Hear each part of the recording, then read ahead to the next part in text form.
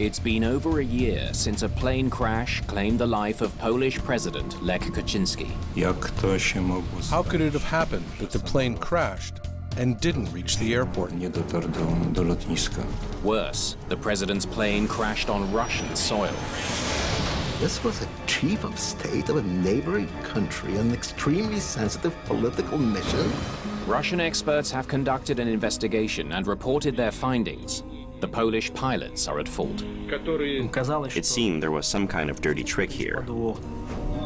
Conspiracy theory sprung up immediately. Polish Interior Minister Jerzy Miller has examined the evidence and has come to a different conclusion. Everyone understood the importance of this investigation. The stakes go far beyond aviation safety. The pride of a nation and even its political future may hang in the balance. It's not every day that they have to investigate a plane crash, and it's a matter of top political importance. Mayday, mayday.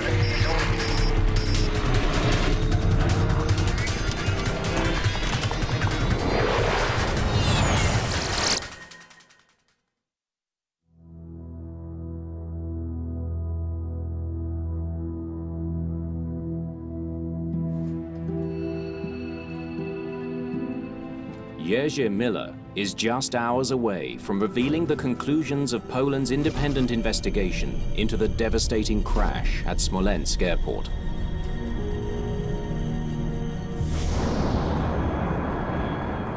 It all started 15 months earlier. Polish Air Force Flight 101 is carrying 89 passengers, including President Lech Kaczynski. 4 of Poland's best pilots are in the cockpit. They're elite military airmen from the country's Special Aviation Regiment. Have you decided yet? Throttle down. Throttle down. Just after 10 o'clock, the plane begins its descent to Smolensk. The state flight from Warsaw took off at 9:27 this morning.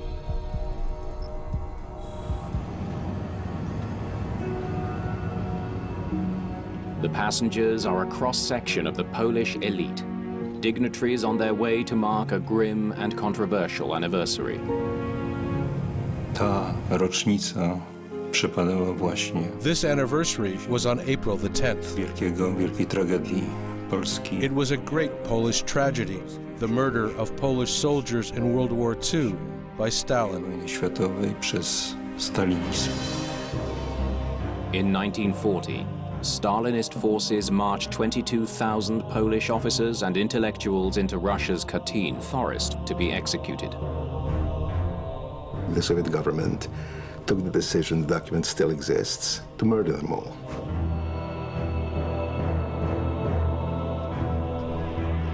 For decades after World War II, the Soviet Union held Poland firmly in its grip. Until the fall of communism, the Soviets denied all responsibility for the Katyn massacre. The history of Polish-Russian relations has been very difficult, especially when it comes to the Soviet period, because no one wanted to have blood on their hands for shooting the Polish officers. For the first time, the Russian government was acknowledging the crime committed and the pain that the Poles still feel for that crime. No one better understands Poland's troubled past than President Kaczynski.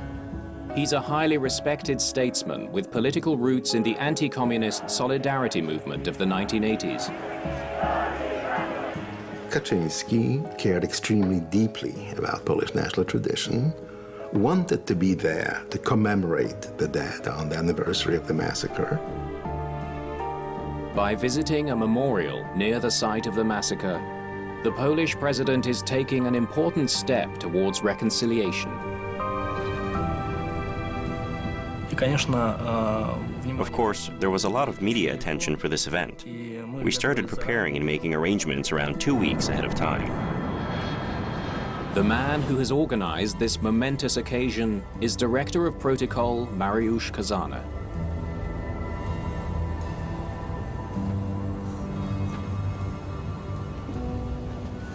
Water for you, sir.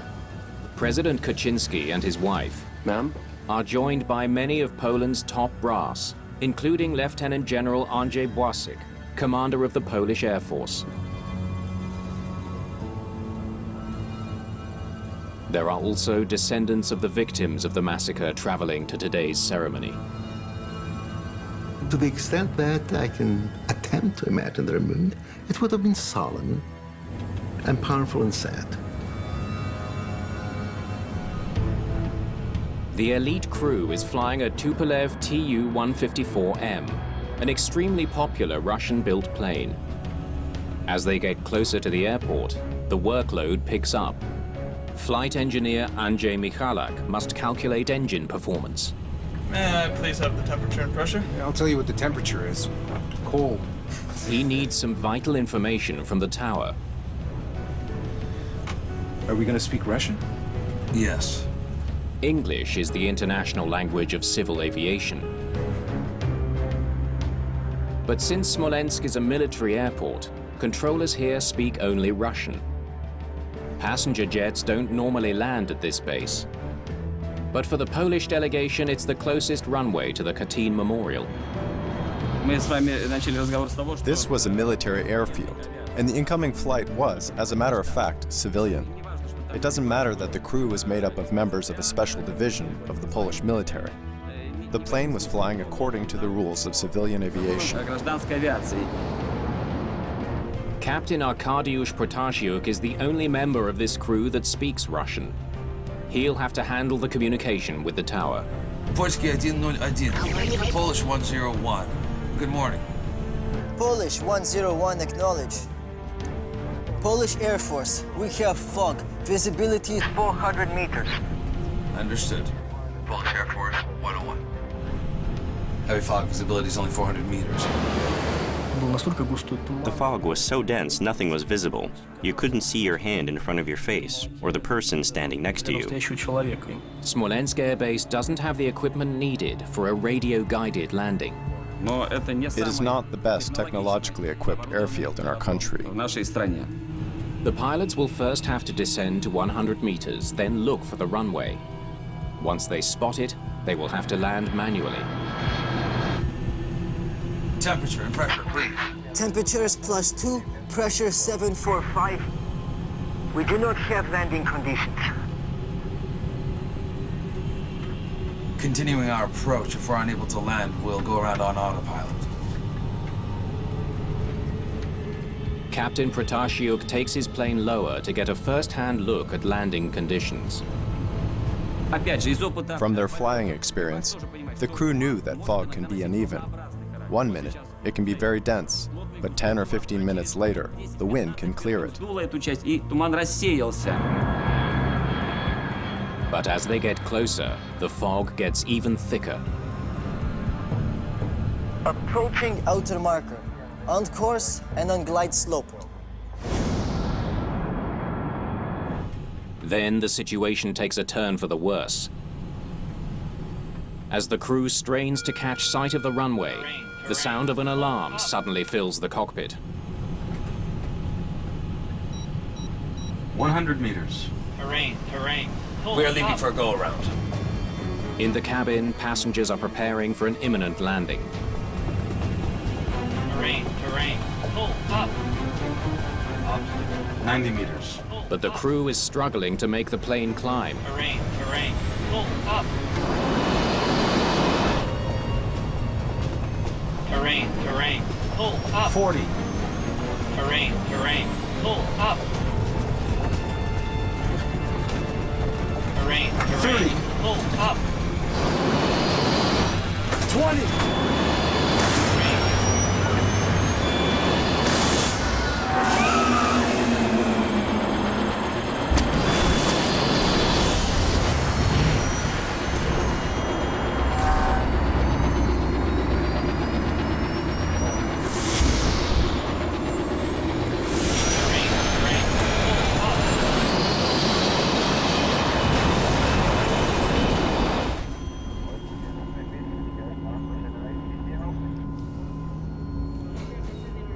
Depart for the go-around.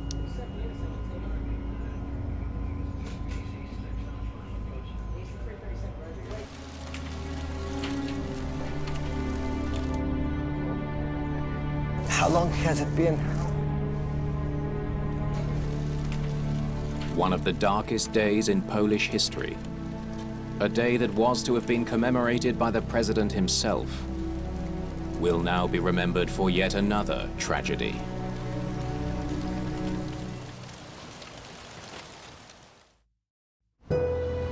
At the Katyn Memorial, hundreds of people await the arrival of the Polish delegation. But what they get instead is devastating news. The president's plane has crashed. Никто представить себе не мог, что может произойти. No one could imagine that something like this tragedy, this crash, could happen. Первые слухи о том, что When we heard the first rumors that the Polish plane had crashed, we thought it was a foolish joke. что это чья-то дурацкая шутка. Потом еще через несколько минут, 10, может быть, минут, мы But then, after about 10 minutes, we saw how the Polish people were hugging and crying. поляки, мужчины и женщины там обнимаются, они рыдают.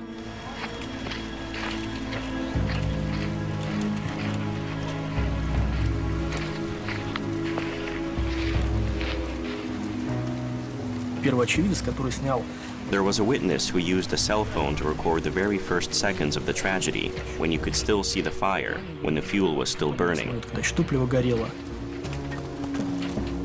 Minutes after the crash, military personnel and rescuers converge on a forest 420 meters short of the runway. They discover a scene of total destruction. The charred remnants of the president's plane litter the ground. Когда я приехал к месту падения, первое мое впечатление... When I got to the crash site, my first impression was, when did they remove all the bodies? But after I got a closer look, the picture was very sad. There were body fragments, 96 people, and not a single full body. I couldn't even imagine this was possible. Человек и ни одного целого тела. No one has survived. It's a monumental tragedy.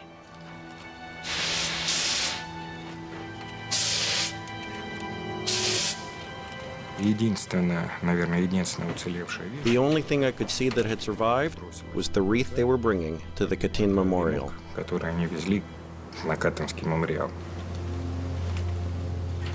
With questions already swirling about how such a disaster could happen, Russian air accident investigators arrive at the crash site.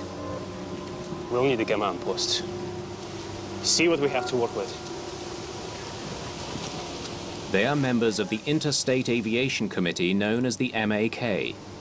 Let's start over there. Their task will be to figure out what happened and why. We need to map every quadrant. It's not every day that they have to investigate a plane crash, and it's a matter of top political importance. News of the Polish president's death on Russian soil stuns all of Poland. I thought about the people on board the plane. Because you see, I knew most of the passengers personally.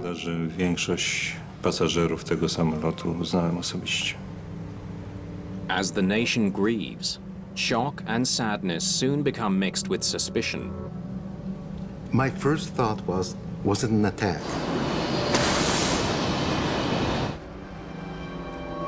Because of the deeply hostile relationship between Poland and Russia, conspiracy theories sprung up immediately.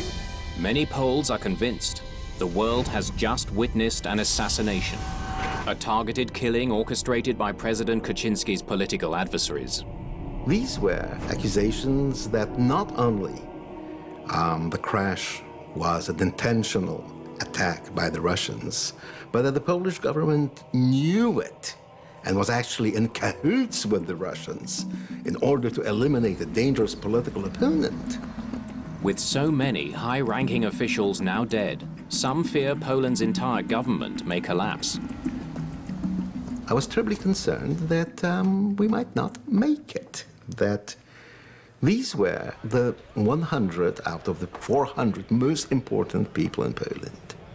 I wasn't sure if we've produced a state that can weather this shock. At the crash site, the evidence is pointing in a direction that will not sit well with Poles.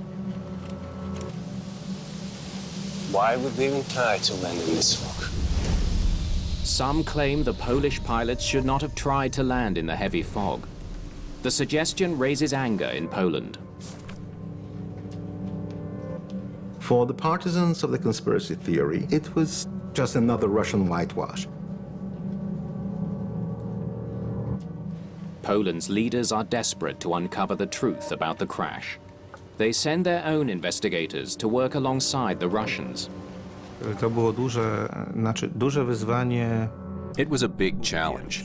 Altogether, there were 34 people fully engaged in conducting research on this crash. W którym pracowałem.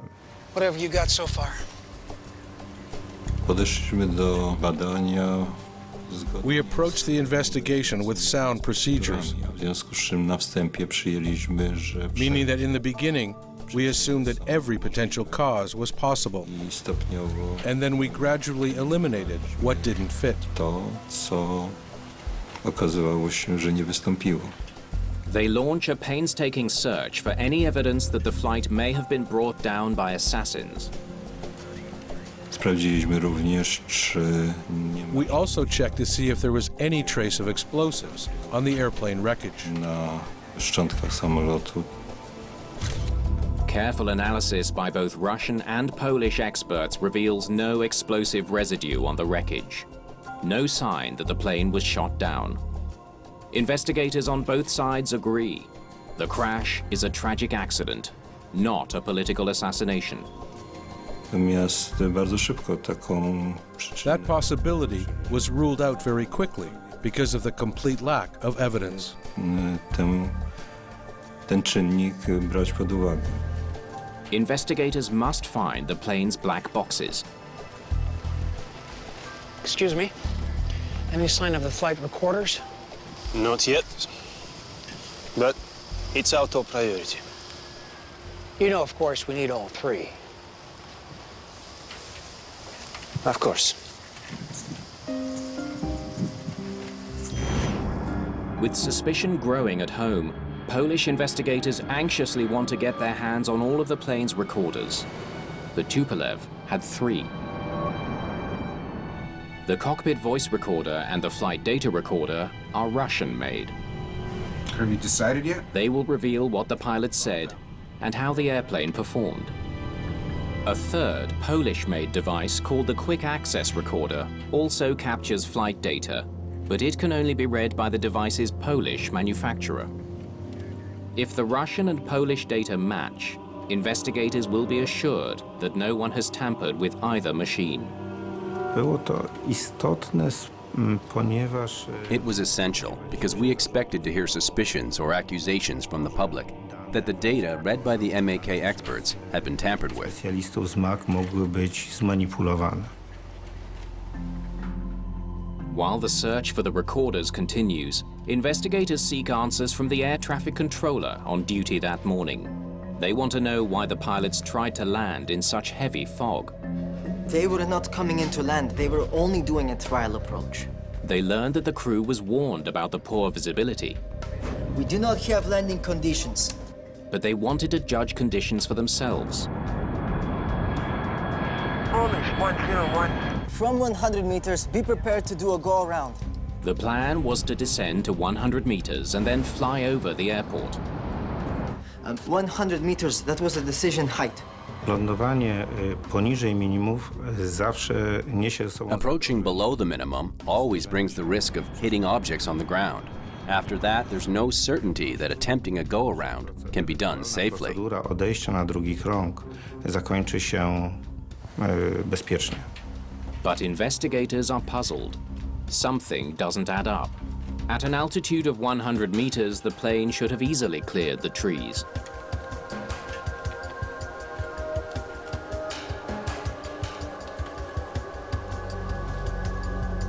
Surveying the forest, they work to identify the first tree that Tupolev slammed into.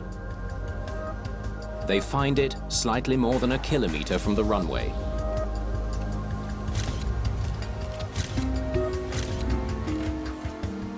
Pilots hit the tree at 11 meters.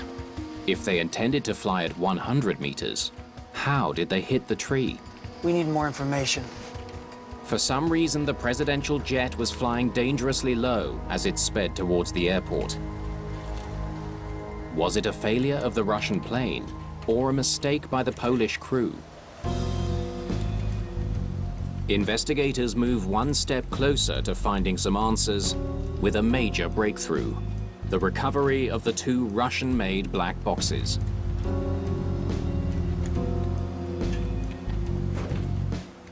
The Polish flight recorder, though, remains buried in the wreckage. Any sign of the QAR? Not yet. The flight data recorder may hold valuable clues about what doomed the president's plane. The device is rushed to the MAK laboratory in Moscow.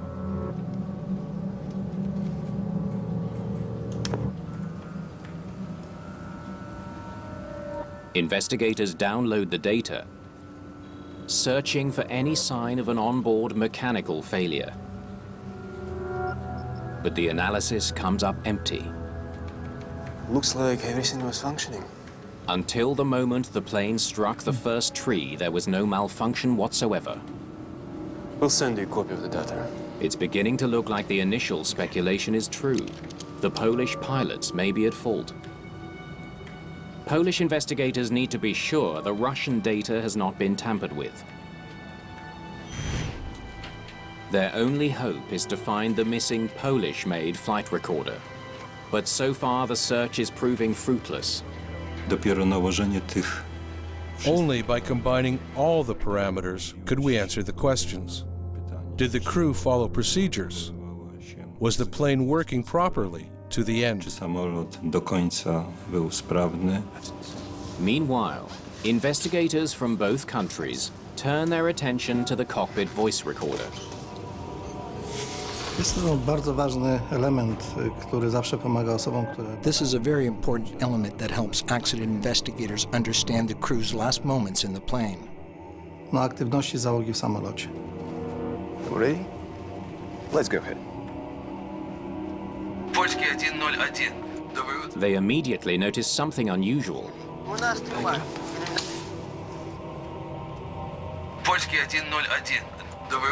That sounds like the captain.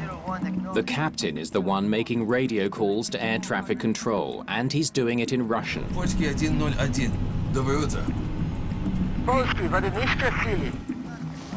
the captain making the radio calls? Proper aviation procedures call for the navigator to handle the radio, while the captain concentrates on flying the plane.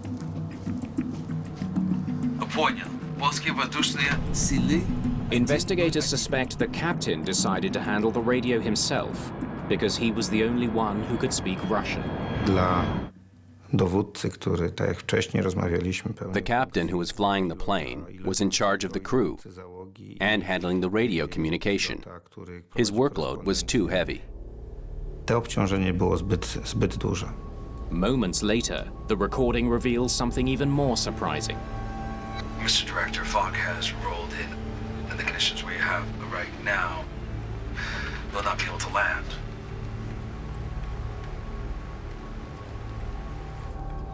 Who is he talking to? Mr. Director, the fog has rolled in. In the conditions we have right now, we will not be able to land. We'll make an attempt, but it probably won't work. Then we have a problem.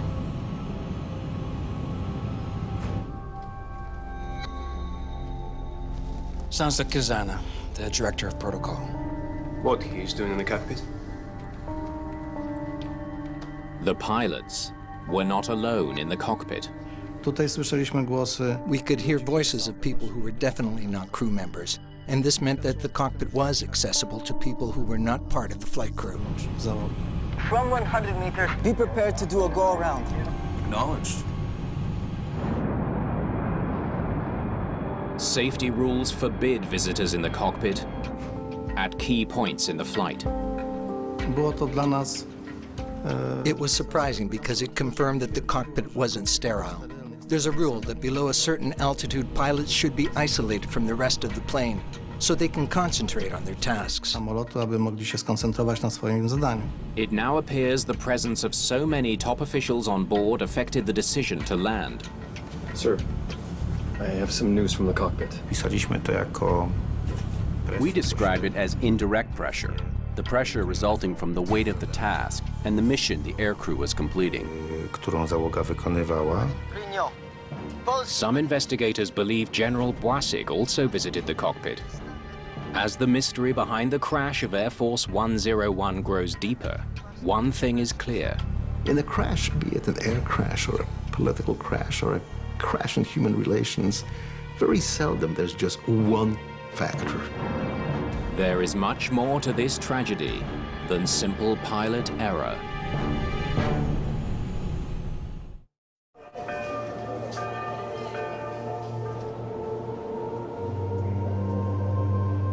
While Poland mourns the loss of its president, suspicion and doubt still linger over the cause of his death.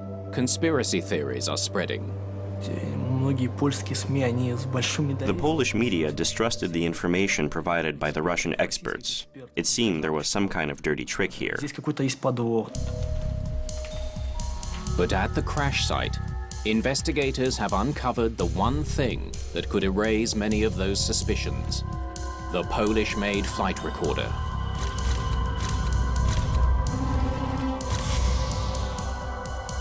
Finally, Polish experts can study the data from both flight recorders side by side. They look for any discrepancy, any hint that the black box data has been altered.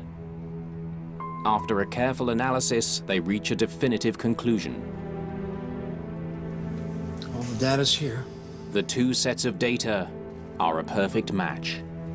Było to dla nas bardzo ważne, ponieważ It was important for us because it removed all doubt that the data might have been manipulated. możliwości zmanipulowania zapisu. With the data verified, investigators refocus their attention on the cockpit voice recorder. Turn on your landing lights. Lights on.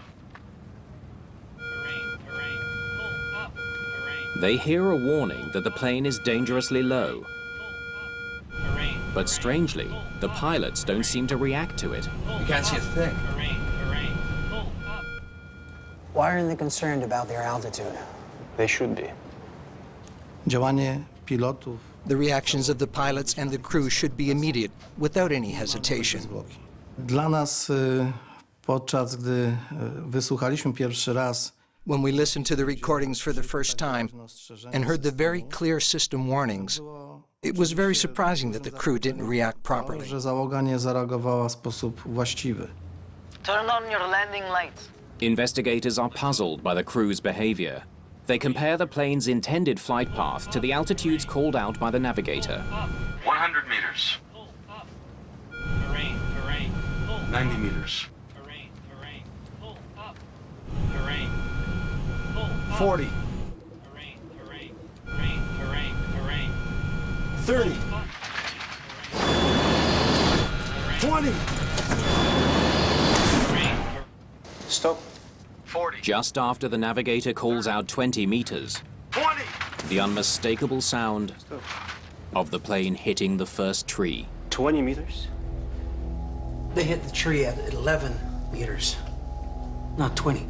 Something's not right. The navigator is calling out 20 meters, but the plane is only 11 meters from the ground. They didn't know the altitude. The recording leaves investigators with two important questions. Why did the crew ignore the alarms? And why were they closer to the ground than they thought? They pore over the flight data, checking for signs of an altimeter malfunction. Lieutenant, It could explain the crash. what happens here? But instead of a malfunction, they find that the altimeter reading makes a sudden jump. A barometric altimeter shows the plane's height above sea level by measuring atmospheric pressure. Air pressure goes up as the plane goes down. When approaching an airport, pilots usually calibrate the altimeter to account for the airport's height above sea level. But that's not what this crew did.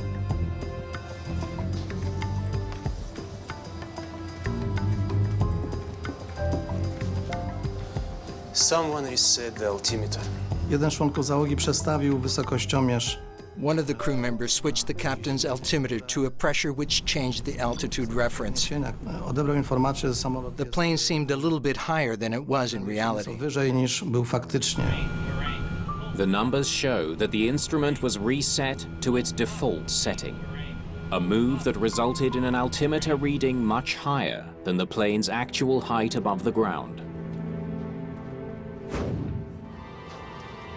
Why would a pilot do that? Polish investigators take their questions to pilots from the same special regiment that flew the president. What do you think they were doing? They learned that military pilots sometimes use the barometric altimeter to solve an annoying problem. The altimeter is connected to the Terrain Altitude Warning System, or TAWS. It alerts pilots if they're getting too close to the ground. The system is pre-programmed with the location of most major airports and will not sound an alarm when the pilots are coming in to land.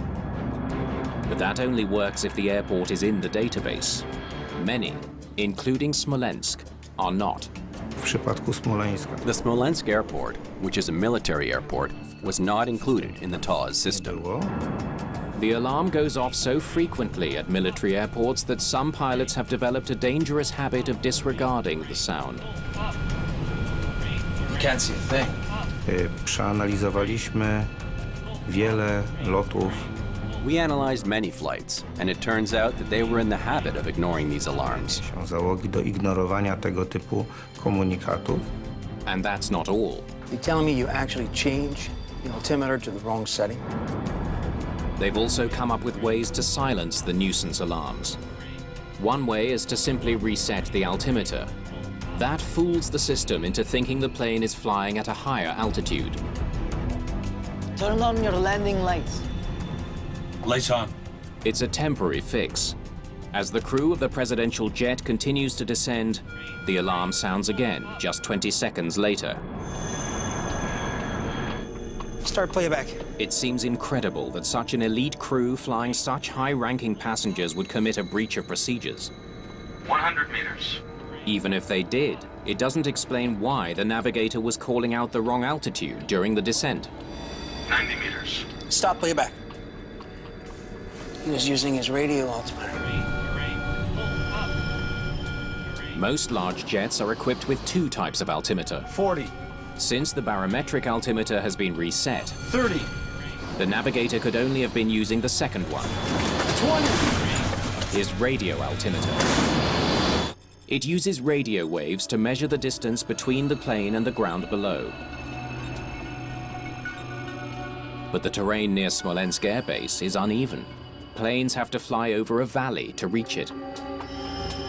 Look what happens here. When the radio altimeter reads 100 meters, the Air Force jet was not 100 meters above the airport. It was 100 meters from the bottom of the valley. In the dense fog, the pilots couldn't see the ground. Once they cleared the valley, they were just a few meters from the treetops. The radio altimeter was giving them misleading information. Using the radio altimeter at this early stage of approach is a serious mistake. It doomed everyone on board.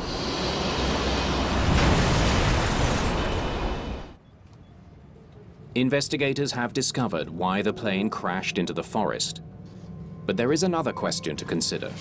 Why would he even try an approach in such foggy weather? Temperature +2, pressure 745. We do not have landing conditions. The pilots were warned that conditions were not suitable for landing, yet they persisted and descended towards Smolensk Airport. Należało po uzyskaniu informacji. After getting the information about the fog and visibility, the decision to fly to the alternate airport should have been made immediately. Na lotnisko zapasowe. A closer look at Captain Protasiuk's history may help explain that decision.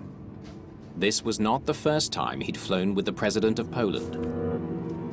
Polsce znali. Everyone in Poland knew what happened a few years ago when the captain served as the co-pilot during the Azerbaijan flight. Pilota w locie do Azerbejdżanu. In August of 2008, the president wanted to fly into a war zone. Protasiuk was the first officer on the flight. I'll inform ATC of your decision. Negative, we will not be landing in Tbilisi. The captain refused to fly to an unsafe airport. Jego dowódca miał wydane polecenie. His captain was ordered to land in Georgia, but he did not follow this order. Nie zastosował się do tego polecenia. The captain of that flight paid a high price for being cautious. This seriously affected the pilot's career. He was never chosen to fly for the president again. There was no direct pressure from the president. But we all know, and certainly the pilots remembered, what happened when the pilot refused to land in Tbilisi. He probably didn't want to lose his job. Mr. Director, the fog has rolled in. We'll make an attempt, but it probably won't work. No one wants to disappoint a president. Though Protasiuk knew landing was risky, he may have wanted to show his passengers that he was willing to try. Żeby było wszystko jasne, ta osoba... To be clear, this person did not give any instructions. Natomiast... But just his presence in the cockpit interrupted the workflow, the decision-making and communication among the crew. Między członkami załogi. Polish Air Force 101. We have fog. Visibility is 400 meters. Understood. Polish Air Force 101. Having to communicate with the tower in Russian only made things more stressful. Meters. Понял. Польские судны цели 101. All the pressure may have led the captain to make a fatal mistake. Continuing our approach. If we're unsuccessful, we'll go around on autopilot. He plans to engage the autopilot's go-around function to climb away from the airport if he doesn't like what he sees. Pushing the go-around button should quickly increase power to the engines, enabling the plane to climb. But that can't work at this airport. Podstawowy błąd, The key error was the assumption that it would be possible to climb in autopilot mode. Możliwe jest odejście w trybie automatycznym. For the go-around function to work, the autopilot must be locked onto a specific beacon at the end of the runway. It's called an ILS beacon. But Smolensk Air Base doesn't have one. 100 meters. We are leaving for a go-around. Protasiuk waited 5 seconds for the plane to climb out on its own before realizing he'd made an error. 90 meters. By the time he realizes his mistake, it is too late. There's no dispute. The crew mishandled the approach. But Polish investigators don't think they are the only ones at fault. Approaching outer marker. On course and on glide slope. The air traffic controllers were responsible for guiding the plane to a safe landing. They knew visibility was extremely poor. So why did they go along with Protasiuk's plan to make a trial descent? Polish 101 acknowledge. Polish Air Force, we have fog. Visibility is 400 meters. Polish investigators need to know more about how Russian air traffic control may have contributed to the tragedy.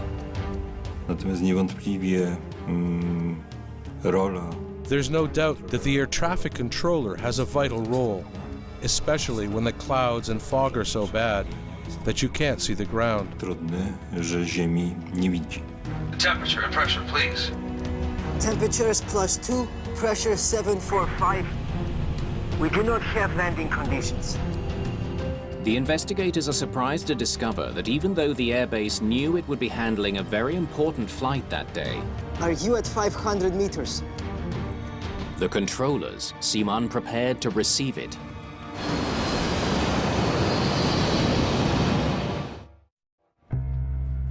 Interviews with the Russian air traffic controllers reveal that they had difficulty tracking the plane on its descent. We asked him to report his altitude. Lotnisko w Smoleńsku The Smolensk airport is a very poorly equipped airport. słabo oprzyrządowane. Polish Air Force, are you at 500 meters? We are at 500 meters. The controllers had to rely on the captain to report his altitude. Polish investigators speculate that the equipment in Smolensk wasn't providing a clear image of the plane's location. The controller could not be sure if the plane was on course. On course and on glide slope. Obsługa lotniska potwierdza The controller confirmed that the plane was on the flight path. na ścieżce w momencie, kiedy zszedł. The moment it went below the flight path, the risk of disaster rose dramatically. Katastrofy wzrosło gwałtownie. The controller confirmed the plane was on the correct approach path, when in fact it was dangerously low. Nie mamy żadnych wątpliwości. There's no doubt that the airport was not ready. The thickening fog only increased the level of tension and confusion in the control tower. I just don't think we should bring him in. It makes no sense right now. Before the president's plane reached the airport, the controllers knew it would be almost impossible to land. But they didn't have the authority to turn the jet away. We have to find an alternate for the pole. We just don't have the weather. They didn't want the plane to land. Próbowali uzyskać wsparcie. They tried to convince their superiors that this airplane should be redirected to another airport before they even started the landing procedure. Oni będą go sprowadzać do podejścia do lądowania. The decision whether or not the president of Poland should fly to Russia and where he should land is not made in Smolensk. It is not made by the head of flight operations or by the air traffic controllers. But the fact is that the conditions did not permit any kind of plane to land, especially a plane full of VIPs. The controller was waiting for Captain Protashiuk to make the decision not to land. We do not have landing conditions. Continuing our approach. If we're unsuccessful, we'll go around on autopilot.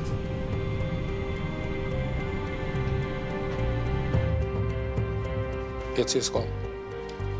Let them continue on their own. Myślę, że taka sama presja pośrednia. I think that the same indirect pressure that was experienced by the captain of the Tu-154 aircraft was shared by the ATC controllers because of the nature of this flight. Również w obsadzie wieży. It all happened because of outside forces, the crew and the group of flight operators. They became hostages of the situation. Although both reports criticize the actions of the pilots, the Polish report goes further, criticizing the Smolensk airport for its poor performance. Approaching outer marker, on course and on glide slope. I stąd potwierdzanie przez stronę rosyjską załodze. The fact they confirmed that the flight path was correct when it wasn't may have been because their equipment was faulty. Była wynikiem niesprawności technicznej tejże aparatury. The Russians were much more evasive than the Poles. Poles frankly took on their responsibility the way the Russians did not take up theirs.